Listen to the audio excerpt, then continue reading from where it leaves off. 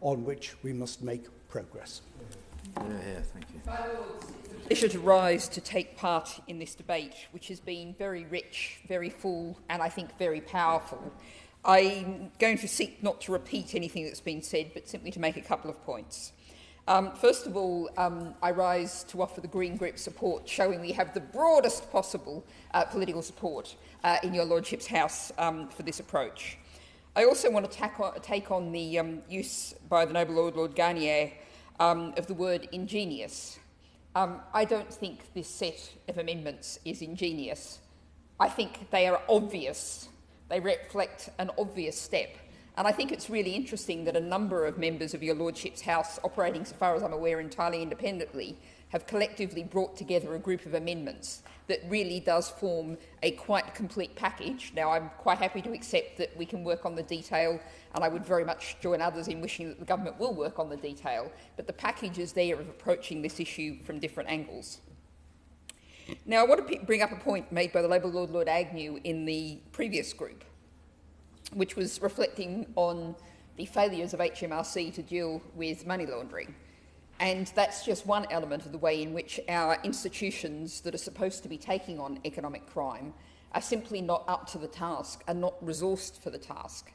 And I speak here now as I'm joining the media crew as a former newspaper editor, and that's the perspective that I come from, that it is actually many of the worst cases, as the Noble Lady Baroness Wheatcroft just outlined earlier.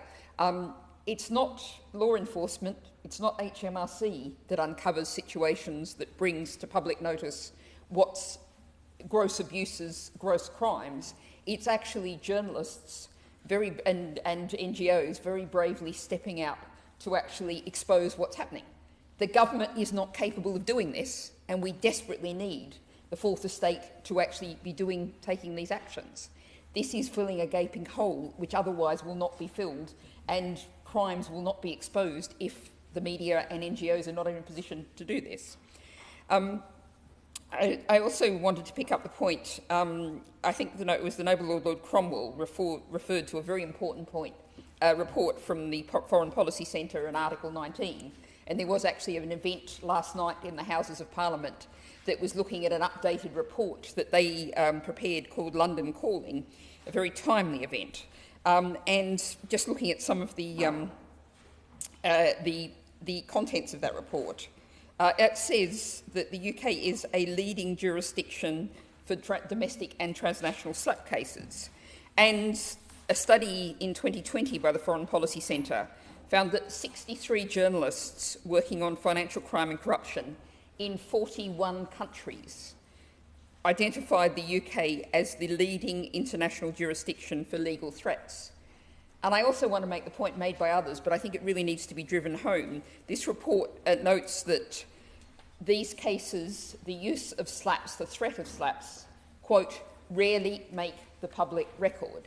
So when Lord Garnier says this is just a handful, that is literally a tip of an iceberg of people using the UK legal system for criminal purposes that is not exposed, but we know that it's there. And a final point, two final points actually to make. The world knows that that is there. And I think if we think about the geopolitical state of the world now, this is broader even than the financial impacts, and I just note one estimate of the cost of worldwide economic crime, $274 billion.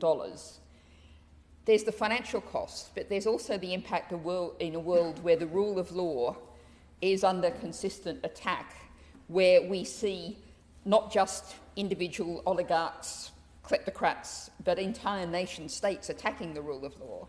And the UK is putting itself in a far weaker position by being the home where the kleptocrats, the oligarchs and those states are able to use the law as a weapon.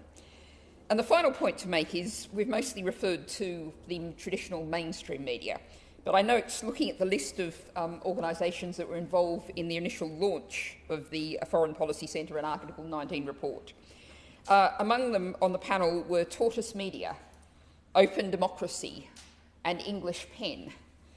It's actually some very small, very brave organisations with very, very little financial resources. It's not just the case of the old legacy media which still has some financial resources left.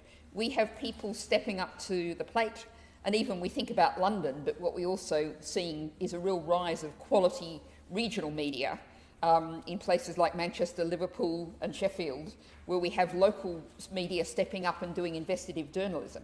And they have almost no resources to be able to take on the threats. They need legal protection. So this needs to happen at all levels. And I think Your Lordship's House has come up with a package which really does take us a long way towards where we need to be. And we really must be here now. And as many others have said, we cannot wait. I would like to add my support to